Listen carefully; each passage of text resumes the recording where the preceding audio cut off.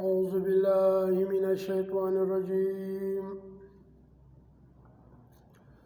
بسم الله الرحمن الرحيم. والسابقون الأولون من المهاجرين والأنصار والذين اتبعوهم بإحسان رضي الله عنهم ورضوا عنه وأعد لهم جنات تجري من تحت الأنهار خالدين فيها أبدا ذلك الفوز العظيم. دا سورة توبه دا آیات نمبر سلم دی. په دې کې بیان درته کوم که شیعیګان دي که سنیان دي، هغه د عمر رضی الله تعالی په متعلق یو څو منګړتي روایات پیښوي چې د هغه د شان څخه مناسب نه دي، وړ نه دي چې موږ پر خوله باندې بیان کو. هغه اخلی به بیانوي چې هغه د الله د دین د صحابه د عمر رضی الله عنه دشمنانی، هغه به دا خبرې بیانوي. ورنه د هغو څخه د دا خبرو کېدل ناممکنه ده چې ما او تا یو کار نه کوو نو هغه به چیرې وکړي.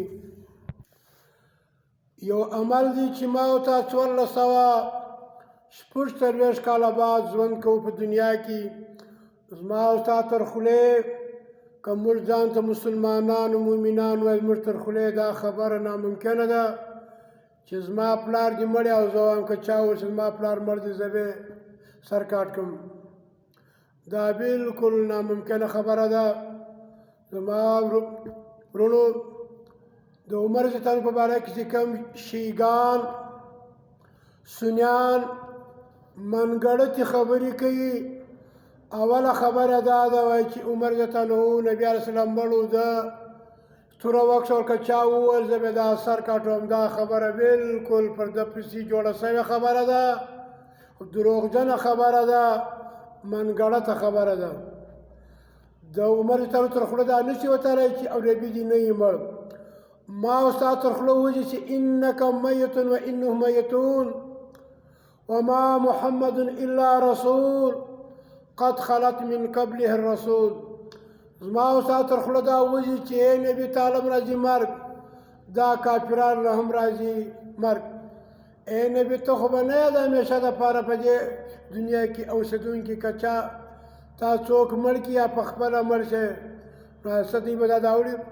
نو دا خبره پر عمر رضی الله عنه باندې افترا داسې خلکو شیعیګانو سنیانو جوړه کړې خبره ده. دویمه خبره دا ده چې نبي علیه السلام پر وخت د زکندن صحابو ته وویل ته یې راوړې زه ته ته څه خط ولیکم، زه ته وښیم کاپي قلم.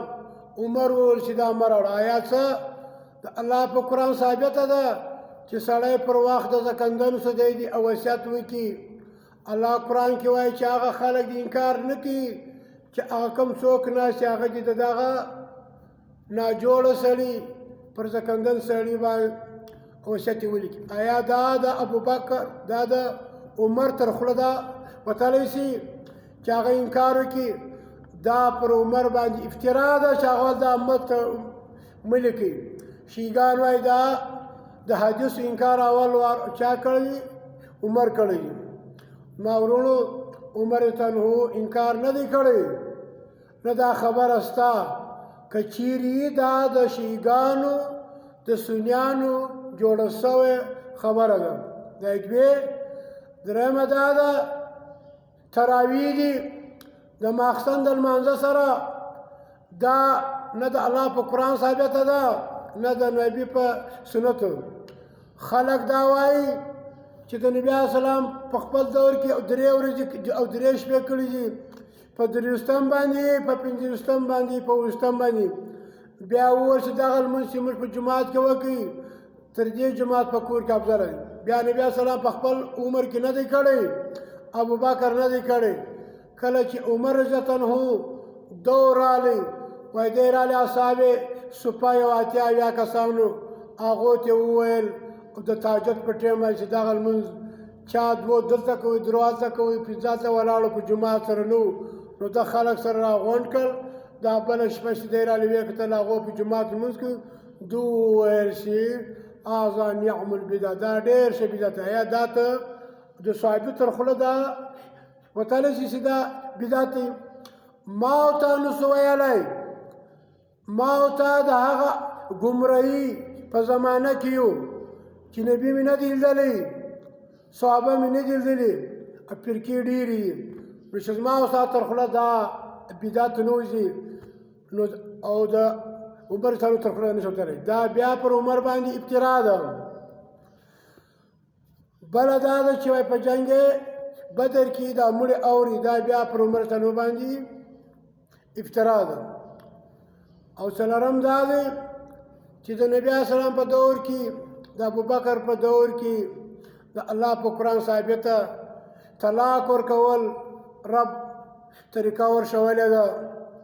زموږ خلک په عمر صاحب بیا دا تړي چې د نبي اسلام په وخت کې 3 طلاق اچول دا یو رجعي به بلل کېدی، خو عمر صاحب راولاړ شولو دا یې او په درو شمار کړل.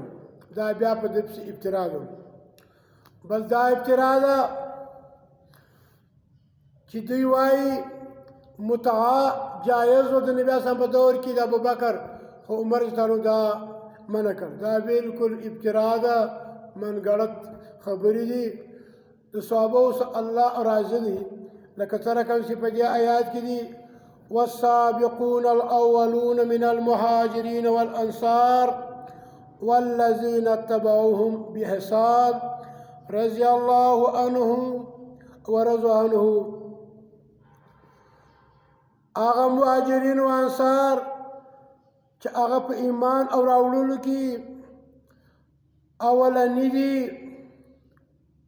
او هغه انصار چې هغه په ډېر خلوص سره ایمان راوړی دي، او هغه کسان چې هغه د دې پیروي کړې ده چې مسلمانان دي په ډېر ښه ډول سره الله د دې څخه راضي دي او دوی د الله سره راضي دي. الله د دې لپاره جوړ کړي دي جنتونه چې بهیږي په هغه کې لاندې نهرونه، همیشه به یې په دې جنتونو کې دا کامیابي ډېره لویه ده. نو چې رب ځینې او راضي دي دوی د الله سره راضي دي، نو هغه دا کېدلی شي چې بیا دوی د الله د کتاب څخه خلاف کار وکړي. دا بالکل ناممکنه معلوم. نو دا وکړئ چې موږ د الله قرآن په خپله واورو، په خپله غوږ کړو. دا خبرې چې وایي عمر رضی الله عنه د نبي اسلام د وصیت او لیکلو څخه انکار کړی دی، دا منګړت خبره ده. دا د شیګانو سنیانو جوړه شوې خبره، دا خبره غلطه ده چې وایي نبي عمر ول که چا نبي مړ دی زه به سر کاټ کړم. دا غلطه ده. دا غلطه ده چې یو کار د الله په قرآن باندې ثابت دی او د دې د هغه خلاف کوي. تراویح دي د الله په قرآن ثابت شي، دا د شپې لمونځ دي، د تهجد لمونځ دي، او دی وایي چې دا ډېر ښه بدعت دی. دا په عمر صاحب پسې ابترا ده. طلاق دی الله قرآن کې خپله طریقه ورښولې ده او نبي طریقه ورښولې ده. دوی وایي چې عمر ته وویل که چا پرې وځي باندې 3 طلاق واچو دا واقع کېږي. دا په ده پسې ابترا ده. او د سره پنځم دا دی چې دوی وایي دا متعه جایز وه خو عمر ته منع کړ. دا بالکل منګړت خبرې دي. د هغه چا خبرې چې هغه د عمر ته دشمنان وي، د اسلام دشمنان وي، د صحابه دشمنان، د هغو ته خو دا خبره وځي او د مسلمان ته خو به دا خبره بالکل نه راوځي، او دا ناممکنه ده.